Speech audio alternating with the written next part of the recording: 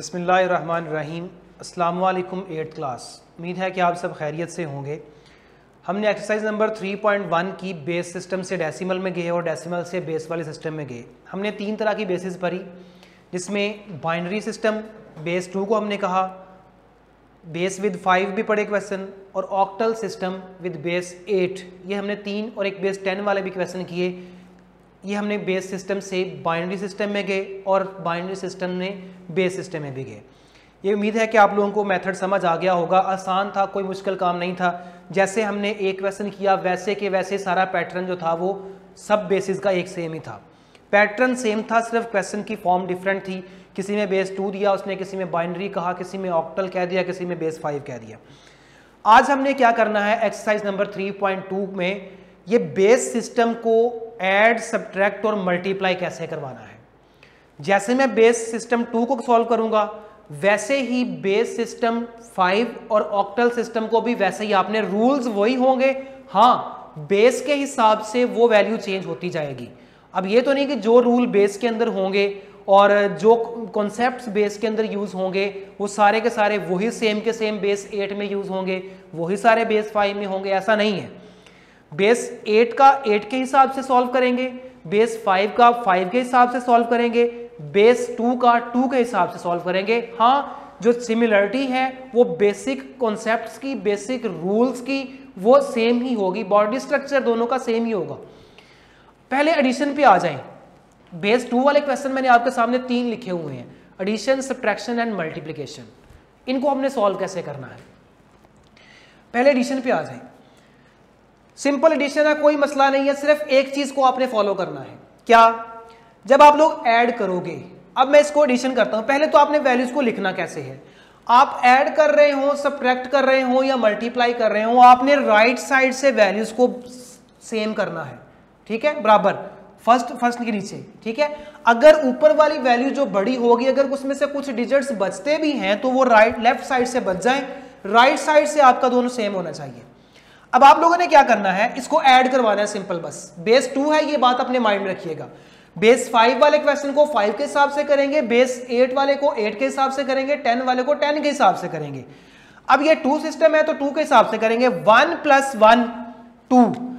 अब इसका आंसर तो 2 आ रहा है, लेकिन चूंकि ये बेस सिस्टम चल रहा है लिहाजा बेस सिस्टम में हम लोग ऐसा नहीं कर सकते। बेस सिस्टम यानी बाइनरी के अंदर आपको पता है कि वैल्यूज तो 2 आती हैं लेकिन उसमें 2 नहीं आता। अगर 2 आ जाएगा तो वो वैल्यू बढ़ जाएगी। बेस 2 में 0 या 1 आ सकता है लेकिन 2 नहीं आ सकता। अब 2 आ गया, क्या करें, क्वेश्चन को छोड़ दें? नहीं, इसका भी हल है। 5 वाले में अगर 5 आ जाए तो क्या करेंगे, क्वेश्चन छोड़ देंगे? नहीं। 8 वाले में 8 आ जाएगा तो क्या करेंगे?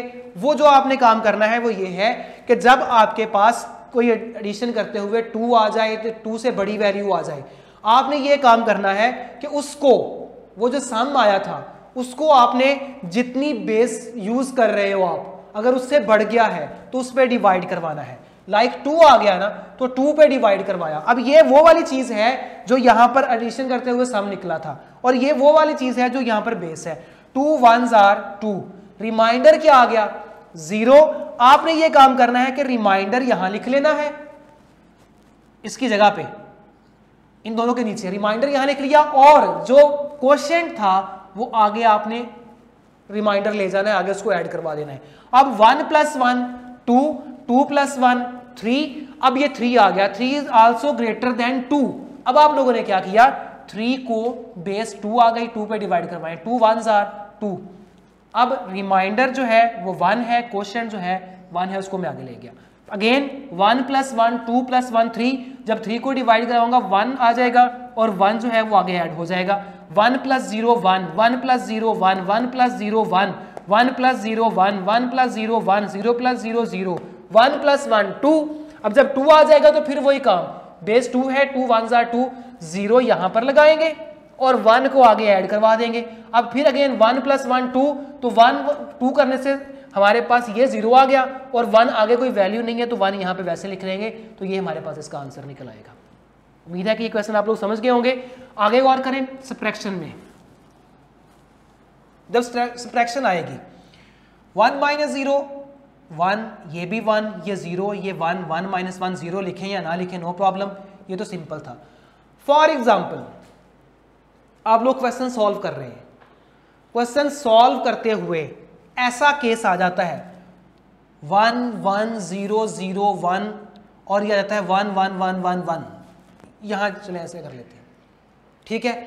आप लोगों ने क्या किया, बेस 2 सिस्टम चल रहा है, 1 - 1 0, 0 में से 1 को माइनस करना है, ये तो हो नहीं सकता, ठीक है। इधर ये भी नहीं हो सकता।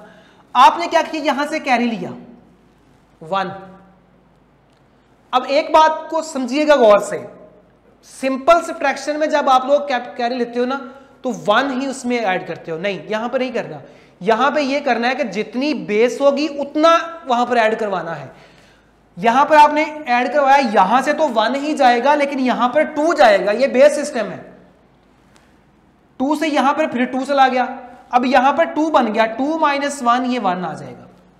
यहां 1 बच गया, 1 - 1 0, यहां 0 था, यहां से फिर गया 2 1, तो ये हमारे पास इसका आंसर निकल आएगा, ठीक है। और मल्टीप्लिकेशन आ जाए, मल्टीप्लिकेशन में आप लोगों ने क्या करना है, सारा काम वही, जैसे ही कोई मल्टीप्लाई करवाते हुए नंबर बढ़ेगा, फॉर एग्जांपल 5 बेस चल रही है और यहां पर ऊपर 2 आ रहा है, नीचे 3 आ रहा है, मल्टीप्लाई करवा रही हो, 3 2s are 6 आएगा।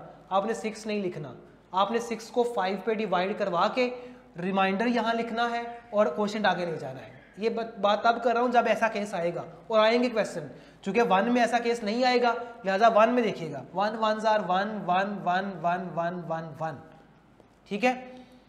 क्रॉस 1 1 1 1 1 1 1, थोड़ी सी स्पेस दीजिएगा ताकि ऐड करते हुए आपको प्रॉब्लम ना हो। Double cross 0 0 0 0 0 0 0, triple cross 1 1 1 1 1 1 1, 4 time, चूंकि 4 वैल्यूज हैं तो 1 1 1 1 1 1 1, 1 2 3 4 5 6 7, 1 2 3 4 5 6 7। तो अब आप इसको ऐड करना है। मल्टीप्लिकेशन में मैंने कहा था कि जैसे ही वैल्यू बढ़ेगी तो आपने डिवाइड करवाना है, 1 में तो नहीं बढ़ेगी, 5 में चांसेस हैं, 8 में चांसेस हैं। अब इसको ऐड करवा दो, 1 + 1 1 आ जाएगा, 1 + 1 2 आ गया। जब 2 को डिवाइड करवाया आपने तो रिमाइंडर 0 होगा, 1 आगे ले गए। 1 2 3, 3 को जब करवाया तो 1 1 आगे ले गए। 1 2 3 4, 4 को जब करवाओगे तो 0 यहाँ लिखोगे और 2 कैरी आगे लेकर जाओगे। 2 3 4 5 6, 6 आएगा तो 0 यहाँ, 3 कैरी, 3 4 5 6 7, 7 आएगा तो 1 यहाँ, 3 आगे। ये डिवाइड करवा रहा हूं मैं, आपने भी डिवाइड करवा के लिखना है। 3 4 5 6 7, 7 में अगेन 1 यहाँ, 3 यहाँ, 3 4 5 6, 0 यहाँ, 3 यहाँ, 3 4 5, 1 यहाँ, 2 यहाँ, 2 3 4, 0 यहाँ, 2 और 1 3, 3 जब आएगा तो 1 1, तो ये इसका आंसर आ जाएगा। क्योंकि ये रूल है कि बेस 2 में जब भी आंसर हो या क्वेश्चन हो उसमें वैल्यूज जो है वो 2 से बड़ी ना हो, लिहाजा आप लोगों ने इस क्वेश्चन में बेस 2 वाले क्वेश्चन जितने होंगे मल्टीप्लिकेशन, प्रोडक्ट और सब्ट्रैक्शन वाले, ये सारे के सारे अपनी नीट कॉपी के ऊपर सॉल्व करने हैं। और बेस 5 वाले भी, बेस 6 वाले भी, यानी कि जो क्वेश्चन नंबर 1 है आपका, ये सारे का सारा आपने मल्टीप्लिकेशन, एडिशन और सब्ट्रैक्शन वाला अपनी नीट कॉपी के ऊपर सॉल्व कर लेना है। अगर किसी बच्चे को समझ ना आई हो तो ड्यूरिंग ऑनलाइन क्लास आप लोग वो समझ सकते हो, इंशाल्लाह आपको वो दोबारा समझा देंगे। ओके, अल्लाह हाफिज़।